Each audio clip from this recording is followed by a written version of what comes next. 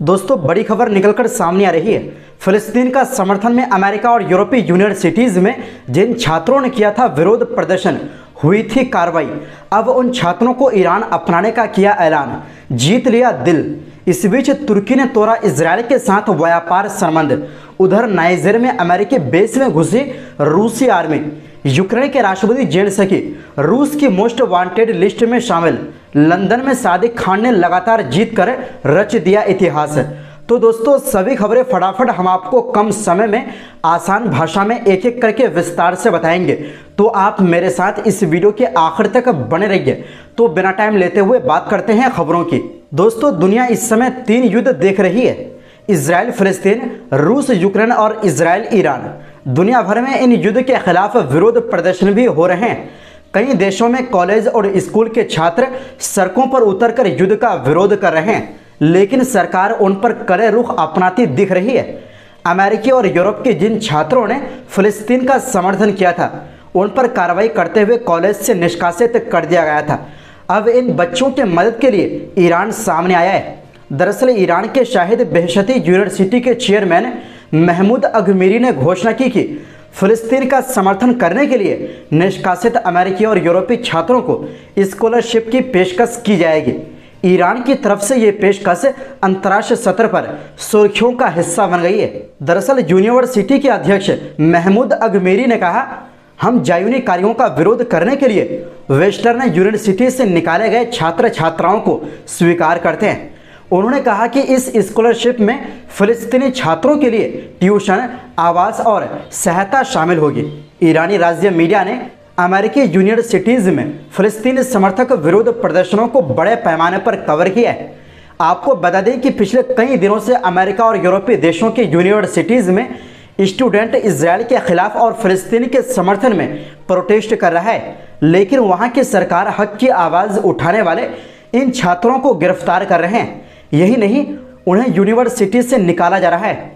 ऐसे में ईरान ने खुलकर इन छात्रों को अपनाने का ऐलान कर दिया है, जो कि बड़ी बात है। ईरान ने साफ कहा है कि जो सुविधा उन्हें वहां मिल रही थी, वही सुविधा ये अपने देश में देंगे। दोस्तों, अमेरिका और पश्चिमी देशों के सरकार सोच रहे थे कि इन छात्रों को गिरफ्तार कर उनकी आवाज़ दबा दी जाएगी, लेकिन ऐसा होता हुआ नहीं दिख रहा है, बल्कि अब और भी देशों के यूनिवर्सिटीज़ में यही हालात देखने को मिल रहा है, क्योंकि इस वक्त इजरायल को लेकर पूरी दुनिया में गुस्से का माहौल है। वहीं दूसरी ओर तुर्की ने अवैध कब्जे वाले इजरायल के साथ सभी व्यापार बंद कर दिए हैं। हालांकि ये जानकारी गुरुवार को ही अंतर्राष्ट्रीय मीडिया को दी गई थी।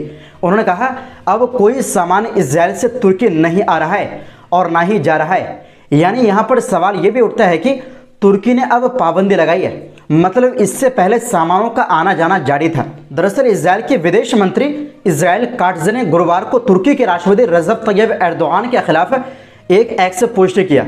उन्होंने आरोप लगाया कि तुर्की के राष्ट्रपति एर्दोगान बंदरगाह के माध्यम से इजरायली सामानों के इंपोर्ट और एक्सपोर्ट को रोककर व्यापार समझौते को तोड़ रहे हैं। उन्होंने एक्स में लिखा, तानाशाह इसका इस्तेमाल करते हैं। उन्होंने तुर्की के लोगों और व्यापार और अंतर्राष्ट्रीय व्यापार समझौतों की अनदेखी की है। इजरायल के विदेश मंत्री ने सरकारी एजेंसियों को तुर्की के व्यापार रोक के विकल्प के रूप में अन्य देशों से सामान आयात करने और स्थानीय स्तर पर सामान का उत्पादन करने का निर्देश दिया है। वहीं दोस्तों, अब अफ्रीका में बवाल हो गया है। दरअसल अफ्रीकी देश नाइजर में रूसी सैनिक अमेरिकी बेस में घुस गए।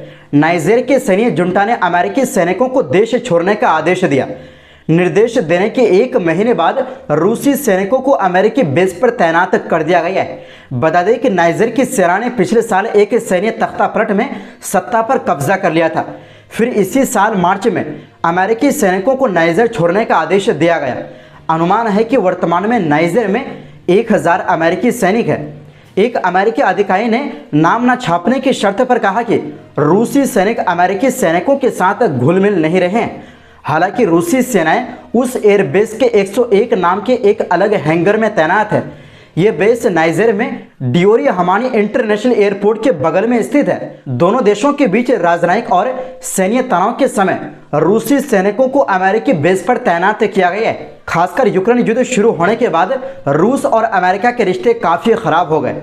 इसके अलावा उस बेस में अमेरिकी बुनियादी ढांचे की सुरक्षा पर भी सवाल उठाया गया है। एक अमेरिकी अधिकारी ने कहा, स्थिति अच्छी नहीं है लेकिन इसे कम समय में खत्म किया जा सकता है। ब्रिटिश मीडिया द गार्जियन ने संयुक्त राज्य अमेरिका में नाइजर और रूसी दूतावासों से संपर्क किया लेकिन किसी भी दूतावास ने इस पर कोई टिप्पणी नहीं की है। नाइजर की जुंटा की शिकायत है कि अमेरिका उसके आंतरिक मामलों के बारे में दखल दे रहा है, इस वजह से अमेरिकी सैनिक उनके देश में नहीं रह सकते। आपको बता दें कि नाइजर के सैनिक तख्तापलट के तुरंत बाद फ्रांसीसी सैनिकों को देश छोड़ने का आदेश दिया था।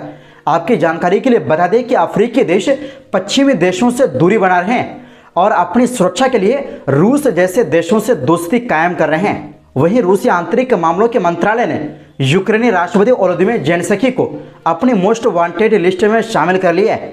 ज़ेलेंस्की का नाम गुरुवार 4 मई को रूसी मंत्रालय की वेबसाइट पर पब्लिश किया गया था। हालांकि ये स्पष्ट नहीं है कि उन्हें किस आरोप में वांटेड लिस्ट में रखा गया है। वेबसाइट ने केवल इतना कहा कि ज़ेलेंस्की रूस के आपराधिक संहिता की एक धारा के तहत वांटेड था। वेबसाइट ने ज़ेलेंस्की का पूरा नाम और फोटो भी प्रकाशित किया, साथ ही इसमें उनके जन्म स्थान और जन्म तिथि का भी जिक्र है।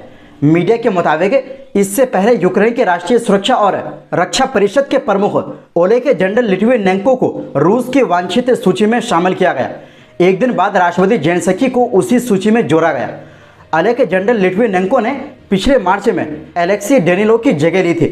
हालांकि रूस ने यह स्पष्ट नहीं किया है कि उसे किस अपराध के लिए वांछित सूची में रखा गया है। मॉस्को ने यूक्रेन के सैन्य खुफिया प्रमुख किरिल बुडानोव पर भी आतंकवादी गतिविधियों का आरोप लगाया है, जिसमें रूसी बुनियादी ढांचे पर यूक्रेनी ड्रोन हमले भी शामिल है। वहीं दूसरी ओर पाकिस्तानी मुल्क की लेबर पार्टी के नेता सादिक खान ने लंदन के मेयर पद के लिए रिकॉर्ड तीसरी बार जीत हासिल की है।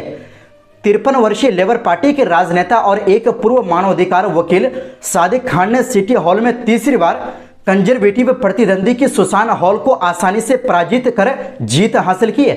अब वो इस पद पर सबसे लंबे समय तक रहने वाले व्यक्ति के रूप में पूर्ववर्ती बोरिस जॉनसन से आगे निकल गए हैं। इंग्लैंड के 9 मिलियन की आबादी वाले लंदन शहर में आपातकालीन सेवाओं, परिवहन और योजना को अमली जामा पहनाने की जिम्मेदारी सादिक खान की ही है।